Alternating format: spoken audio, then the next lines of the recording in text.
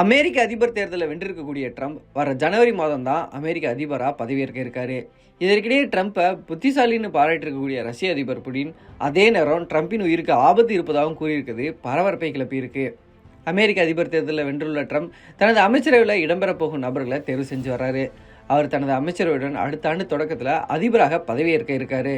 இதற்கிடையே அமெரிக்க அதிபராக தேர்வாக இருக்கக்கூடிய ட்ரம்ப் தொடர்பாக ரஷ்ய அதிபர் புதின் சில முக்கிய கருத்துக்களை தெரிவிச்சிருக்காரு.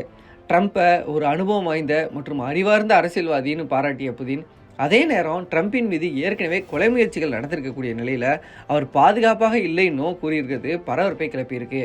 கடந்த ஜூலை மாதம் ட்ரம்ப் பென்சில்வேனியாவில் பிரச்சாரம் செய்ய முயன்ற போது அவர் மீது துப்பாக்கிச் சூடு நடந்தது.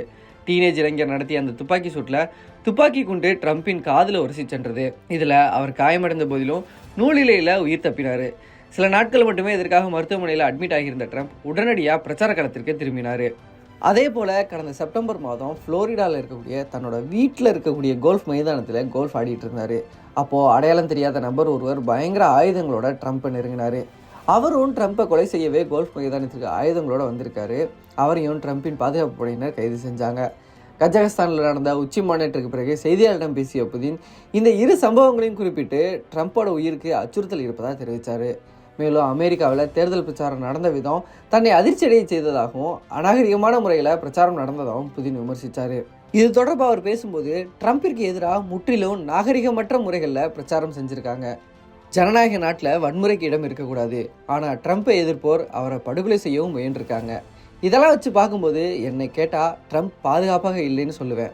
துரதிருஷ்டவசமாக அமெரிக்காவின் வரலாற்றில் பல மோசமான சம்பவங்கள் நடந்திருக்கு. ட்ரம்ப் புத்திசாலின்னு நான் நினைக்கிறேன்.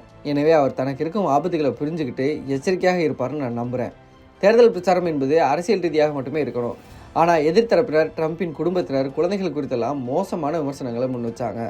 இது என்னை அதிர்ச்சியடைய வச்சது. மக்களை உணர்ச்சி வசப்படுத்தி வாக்குகளை பெறவே இது போல செய்கிறாங்க. ரஷ்யாவிலெல்லாம் இது போன்ற சம்பவங்கள் நிச்சயம் நடக்காதுன்னு தெரிவிச்சிருந்தார்.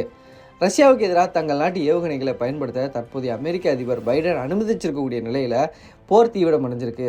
இது தொடர்பான கேள்விக்கு பேசிய புதின் இந்த பிரச்சனையை முடிவுக்கு கொண்டு வர ட்ரம்ப் உதவுவதாக கூறியிருக்காரு.